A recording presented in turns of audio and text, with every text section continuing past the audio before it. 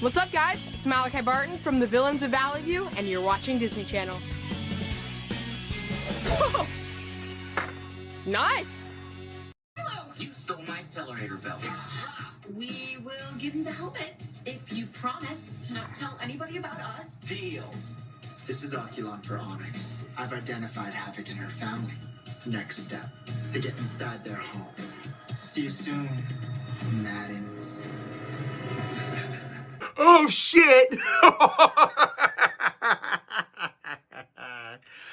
I got a bad feeling about this, considering next week's the provisional season 1 finale for the Bobby Labonte installment. Oh, my goodness.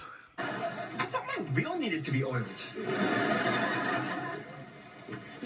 Can you show me where the bathroom is? Sure. Wait a minute. I know where this shit is going. I know exactly where this fucking shit is going. He's gonna expose the fucking lab. Oh no. Come on, there has to be some kind of proof around here.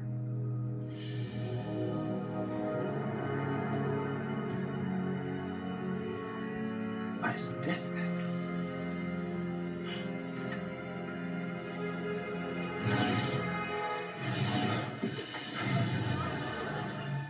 Whoa.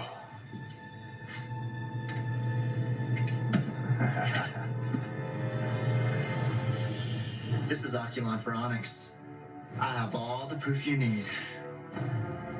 We got him. Yeah, you sure got him all right, Mikey. You got it. Well, all jokes aside, oh my God, we are fucked. We are fucked. This is only going to mean one thing, that the Bobby Labonte installment next week is going to be the definition of the ultimate living La Vida Loca episode, like Ricky Martin, written by Robbie Draco Rosa and Desmond Child. And this was the Matt Kenseth installment. It took a day or almost a day or two.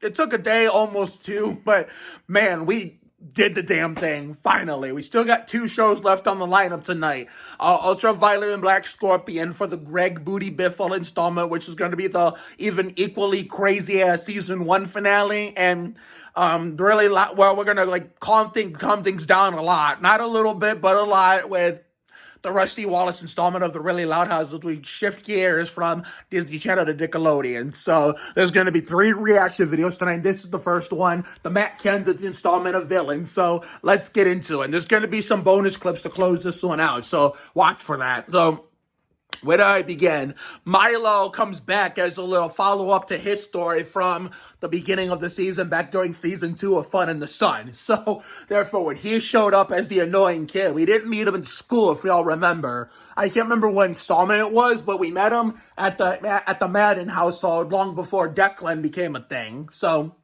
therefore, he wanted, Amy and Hartley, who shockingly never interacted in this episode like they normally do, each and every episode outside of this one, for the stealing his belt. He said, he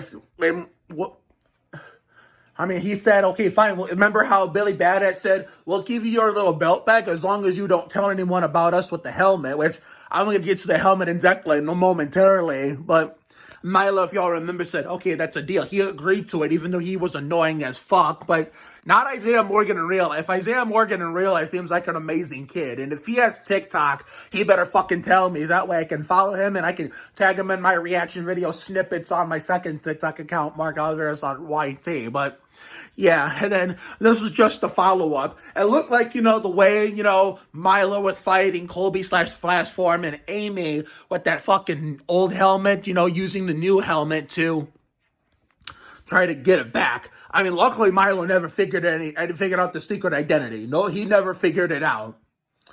Unlike someone else we know, which we'll get to in a little while. So, therefore, he almost did, but then The chosen one says, Flash from said, nope, fuck it. I have no goddamn choice. I'm going to do this shit that no one's ever seen before. I mean, he didn't say it like that, but that's how he meant it. And he just made him zoom, zoom, zoom like Ricky Craven and Mazda back when I was little. And he drove the 32 car. So he made him give him the helmet without giving up that making, him and Billy Badass give up that money. He's like, okay, fucking fine. Here's the goddamn thing. And Milo didn't say it like that either, but that's how he meant it. And then, of course, you'll see at the end of this clip with the bonus clip, we gave him a little Mike Skinner. We gave Milo the Mike Skinner treatment before Amy had a heart-to-heart talk with them, which kind of wasted that, joyous moment for us doing the Mike Skinner on Milo's ass. But you'll find out what the Mike Skinner is at the end of this video, because I have a couple bonus clips I'm going to throw in there for shits and giggles, and that Mike Skinner shit is one of them. And, Milo, if there's a lesson that you've learned tonight, or last night, or this week, whatever you want to put it, it's what this. Never count your chickens before they hatch. He celebrated his win too early, which backfired on him and came back and bit him in the ass, which is why he lost, even though Amy had a heart-to-heart conversation with him, and he was nice enough to give her that weapon.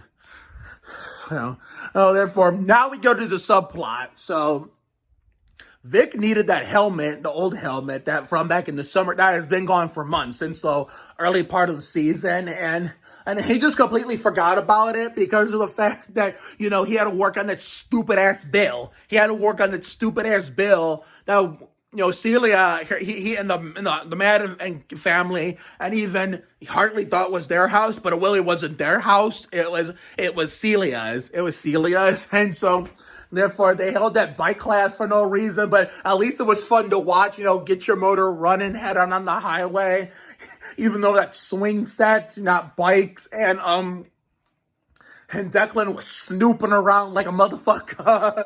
And we got to see the creepy suit guy named Onyx, Also, nice to meet you, Steve Blum, the guy who's a legendary voice actor that does this creepy suit guy, Onyx's voice.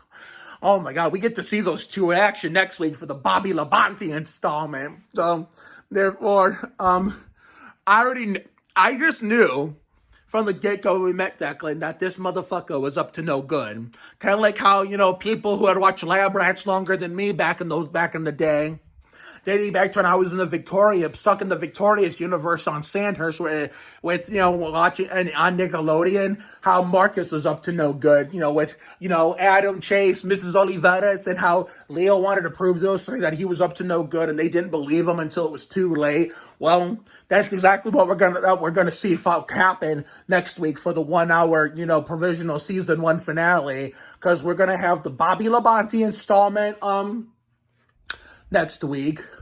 Don't we have a Jeremy Mayfield and Tony Stewart installment or something like that? Trying to remember. I think we do have a Jeremy Mayfield and Tony Stewart after that. Hold on, let me see. Yeah, I think the next week is Bobby Labonte, but I don't understand this. Chris Peterson said on Twitter that the Bobby Labonte installment next week is going to be the season 1 finale. But how is that the season 1 finale if we're getting a bonus episode for Christmas after that? Shouldn't the Christmas episode be the season finale? I'm fucking confused. But anyway, let's get to the bottom of this. So after all that madness was taken care of, Colby and Flash Farm getting his old helmet back. And, Celia, getting involved in all that action with the bike clashes for nothing. We thought everything was all fine and dandy, right? Wrong. See? Here's what the problem is. Now we're gonna get to the whole Declan snooping thing with all this Declan snooping thing. I'm about to reveal his true colors to Hartley and the Maddens next week in the provisional season 1 finale for what will be the Bobby Labonte installment before we hit the bonus Jeremy Mayfield for the holiday season. So, therefore, Declan tricked Hartley into taking him to the bathroom and trying to get him a drink, which is water to be exact. Only for him to, go upstairs, which I don't know what the fuck he was doing up there. He probably didn't find anything, which is why we never saw him up there. We never saw him up there live in real time. So therefore, I don't know how he got to the kitchen. I don't know, but he was going around all over the goddamn place, looking for proof, that way he wouldn't piss off. Onyx was already pissed off. If Declan failed him before we had a chance to kick his ass and kick Onyx's ass, it would have pissed Onyx off more than he already was. And so Colby made a big mistake by leaving the helmet there. He should have taken it. He should have taken it into the living room with them. But here's the thing, though. Even if Chris or Brian told Malachi and Carter to take the helmet with them in the living room, then Celia probably would have figured something out before Declan did.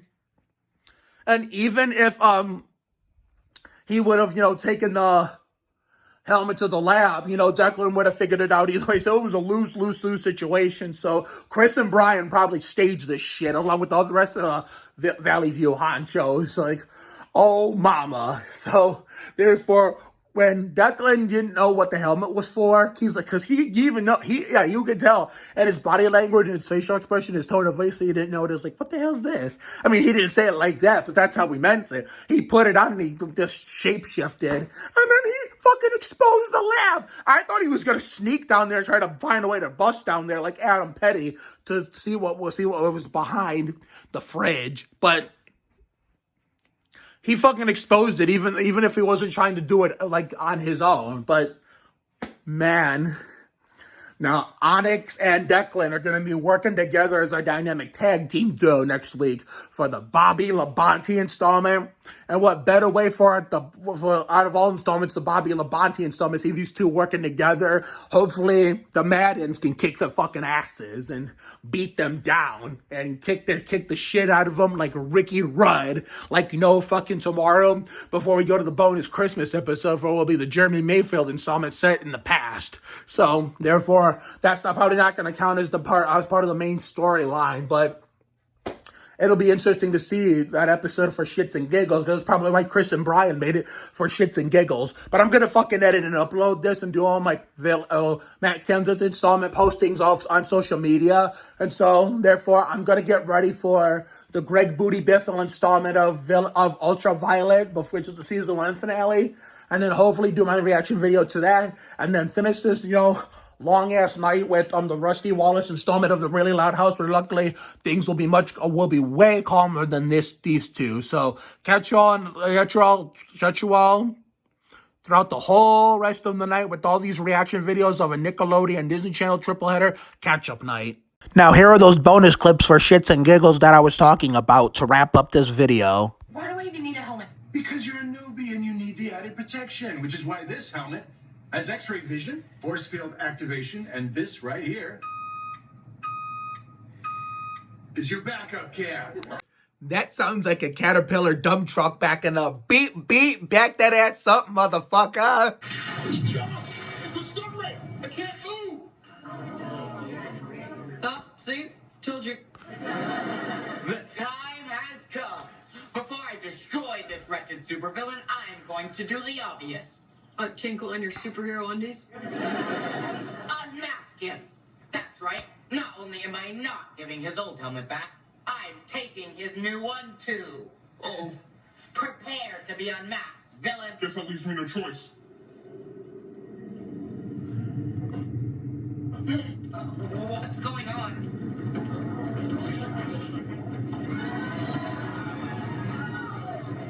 Give me the helmet. Never.